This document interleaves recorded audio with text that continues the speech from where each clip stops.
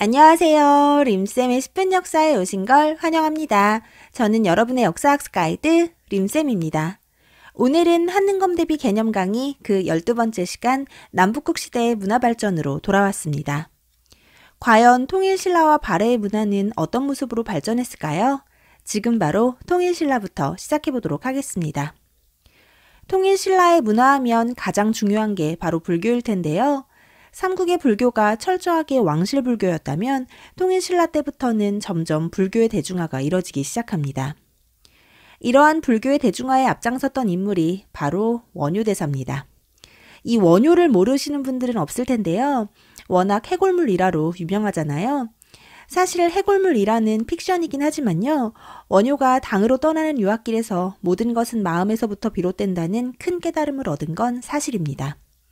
결국 원효는 유학을 접고 다시 고국으로 돌아와 복잡하고 방대한 불교 사상을 종합하게 되는데요. 어려운 불교 사상 대신 나무아미타불만 외워도 극락에 갈 수 있다고 강조하여 일반 평민들도 불교에 쉽게 접근할 수 있도록 합니다. 이때 원효가 강조한 아미타는 극락세계의 문을 열어주는 부처입니다. 이렇게 아미타 사상을 강조한 원효는 무예가라는 불교 가요를 지어 부르면서 전국 방방곡곡을 돌아다녔다고 하는데요. 이러한 원효는 그야말로 불교 대중화의 선구자라고 볼 수 있습니다. 이러한 원효의 종파는 정토종이고요. 종파를 하나로 통합하기 위한 노력으로 화증사상과 원융회통사상, 일심사상 등을 주장합니다. 그리고 이를 바탕으로 신문화증론과 대승기신론소라는 책을 저술하기도 합니다. 또 이 시기 활동했던 또 다른 중요한 인물 의상이 있는데요. 원효와 함께 당나라 유학길을 떠났던 의상은 고국으로 돌아간 원효와는 다르게 당에서 유학을 마치고 돌아옵니다. 의상이 주장한 사상은 화엄사상인데요. 요거 원효의 화증사상과 헷갈리시면 안 됩니다. 이름이 비슷해서 헷갈려 하시는데요. 원효가 화증사상, 의상이 화엄사상입니다. 이 화엄사상이란 건 일즉다 다지기를 주장한 사상인데요. 하나가 전체요, 전체가 하나다라는 이 사상으로 신라를 통합하고자 노력하고요. 이러한 화엄사상을 바탕으로 화엄일승법계도라는 책을 저술하기도 합니다. 또 의상은 원효와는 다르게 관세음 사상을 강조하는데요. 관세음 보살은 현생의 소원을 들어주는 보살입니다. 원효가 극락에 가기 위해 아미타불을 강조했다면 의상은 현재의 삶을 위한 관세음 보살을 강조한 거죠. 결국 이게 하나로 통합되어 지금은 나무아미타불 관세음 보살이라고 하잖아요. 암튼 원효와 색깔은 조금 다르지만 나름대로 불교의 대중화를 위해 힘썼던 의상은 부석사를 포함한 많은 사찰을 건립하고 제자 양성과 불교 확산을 위해 노력한 인물입니다. 마지막으로 해초라는 승려는 당과 인도를 여행하고 왕호천축국전이라는 인도 불교 여행기를 저술하는데요. 원효와 의상, 해초는 통일신라의 3대 승려라는 걸 잘 기억해 두세요. 이렇게 불교가 확산되면서 통일신라 시대에는 많은 탑들이 축조되는데요. 먼저 가문사지 3층 석탑입니다. 이 가문사지 3층 석탑은 통일신라의 전성기를 이끌었던 신문왕 때 만들어진 탑인데요. 이중기단에 3층을 쌓아 안정감을 주고 있죠. 이러한 이중기단과 3층은 통일신라 탑들의 특징인데요. 불국사 3층 석탑도 마찬가지입니다. 석가탑으로도 유명한 이 탑은 정말 예쁜 것 같아요. 절제된 균형미. 느껴지시나요? 그리고 양양에 있는 진전사지 3층 석탑은 탑에 불상이 새겨져 있어요. 보이시죠? 그리고 마지막으로 화려한 다보탑은 10원짜리에 새겨져 있는 유명한 탑이죠. 그럼 다음으로 통일신라의 불교 절정을 보여주는 불국사와 석굴암을 좀 소개해 드릴게요. 여러분들이 불국사나 석굴암은 워낙 유명한 신라의 문화유산이다 보니까 단순히 신라 거다라고만 생각하시는데요. 이게 삼국통일 이후에 제작된 통일신라 시대의 유물이라는 걸 반드시 기억하셔야 됩니다. 그럼 본격적으로 불교적 이상세계의 완전체라고 볼 수 있는 불국사와 석굴암을 좀 소개해 드려 볼게요. 8세기 중반 김대성에 의해 창건된 불국사와 석굴암은 당대 최고의 건축기술과 예술성을 보여줍니다. 특히 석굴암은 인공석굴로 제작되었는데요. 굴방 중앙에 본존불상이 자리하고 있습니다. 웅장하고 근엄한 모습이죠. 친근감을 강조했던 삼국의 불상과는 다소 차이가 있는데요. 이는 왕이 곧 부처라는 왕즉불 사상을 더욱 강조하기 위함이었습니다. 그리고 대웅전을 중심으로 서쪽과 동쪽에는 각각 불국사 3층 석탑과 다보탑이 자리하고 있는데요. 이 탑들은 아까 보여드렸죠? 이 불국사 3층 석탑에서 목판 인쇄물이 하나 발견됐는데요.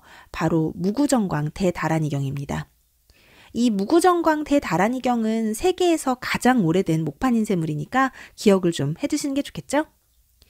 이렇게 불교가 발달했던 통일신라는 하대에 들어오면서부터 선종이 유행하는데요. 선종은 마음의 참선을 강조한 종파입니다. 참선으로 누구나 다 부처가 될 수 있다는 이 선종은 통일신라 말 지방호족들에게 전폭적인 지지를 받았는데요.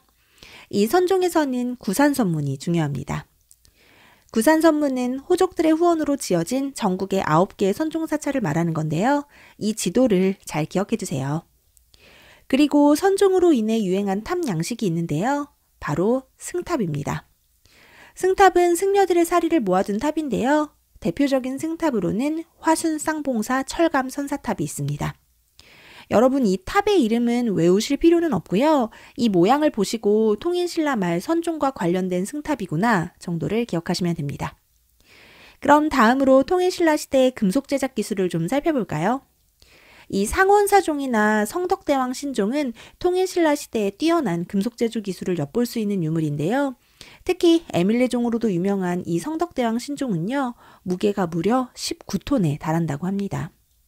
정말 엄청나죠? 삼국시대부터 이어져 온 금속 제조 기술은 역시나 통일신라 시대에도 빛을 발하네요. 다음으로 유학의 발달인데요. 통일신라 시대에는 왕권 강화를 위해 유학을 정치 이념으로 삼아 나라를 다스리고요. 신문왕 때 유학 교육을 위해 국학을 설치합니다. 그리고 원성왕 때는 독서상품과가 실시되는데요. 일종의 과거 시험과도 같았던 이 독서상품과는 사실 원활한 시행이 이루어지진 못했다고 합니다. 암튼 이렇게 유학을 중시했던 통일신라는 뛰어난 유학자를 많이 배출하는데요. 먼저 신문왕이 등용했던 육두품 출신의 설총. 제가 지난 시간에도 소개해드렸었는데요. 원효대사의 아들인 설총은 화한계라는 이야기를 써서 신문왕에게 바쳤었죠. 이 밖에도 설총은 한자의 음을 이용해서 우리나라 말을 적은 이두를 정리하기도 합니다. 그리고 통일신라의 유학자 하면 이 사람을 빼놓을 수가 없는데요. 바로 신라가 낳은 천재 최치원입니다. 이 최치원은요. 18살의 어린 나이에 당나라의 시험인 빈공과에 장원급제한 인물인데요. 그럼에도 불구하고 육두품이라는 신분의 한계로 좌절하게 되는 골품제의 희생양입니다. 결국 이 최치원의 시무 10조는 받아들여지지가 않거든요. 이러한 최치원이 남긴 저서에는 토항 소경문과 개원필경 등이 있습니다. 또 외교문서에 능했던 강수랑 화랑세기의 저자 김대문도 기억해주세요. 김대문은 화랑세기 이외에도 고승전과 한산기 등을 저술했는데요. 이러한 김대문의 작품은 자주적이고 주체적인 성격을 띠고 있다는 것도 좀 기억해 두시면 좋겠네요. 이렇게 통일신라의 문화를 한번 정리해봤는데요. 이번엔 발해의 문화에 대해 좀 살펴볼까요? 발해는 고구려를 계승한 나라잖아요. 그래서 문화에서도 고구려 양식이 많이 나타나는데요. 또 한편으로는 당의 영향을 받기도 해서 발해는 두 문화가 융합되며 독자적인 문화를 발전시킵니다. 그래서 발해의 문화는 고구려 양식과 당의 양식을 구분해서 정리하시는 게 중요한데요. 먼저 고구려 문화를 계승한 것부터 살펴볼까요?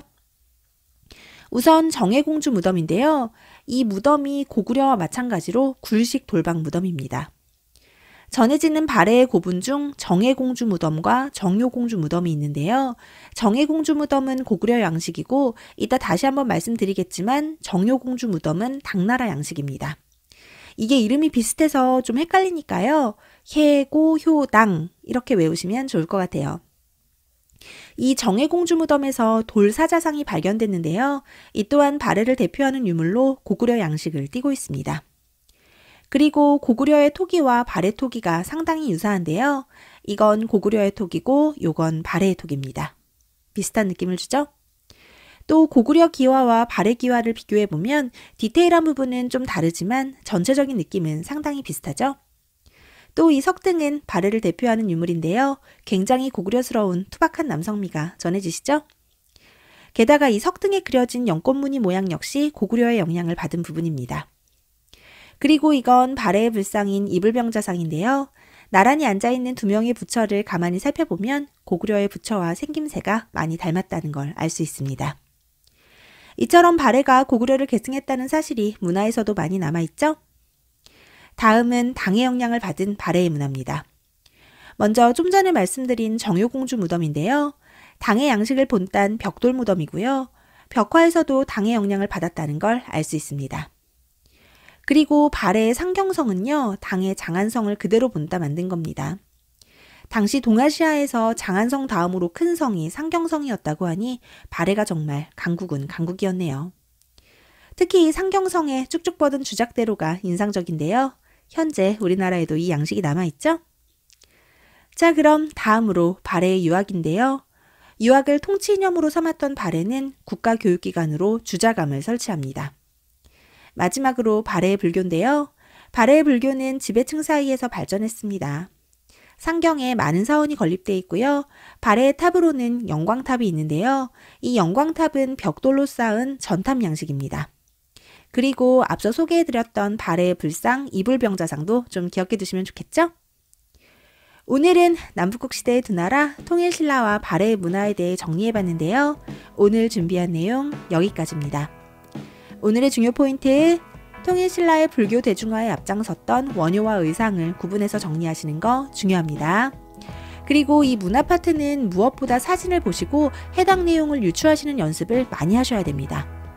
또 발해는 고구려와 당의 영향을 받은 각각의 문화를 잘 정리하시는 거 잊지 마세요. 오늘도 정말 고생 많으셨고요. 구독과 좋아요는 언제나 감사드립니다. 그럼 안녕! 뿅!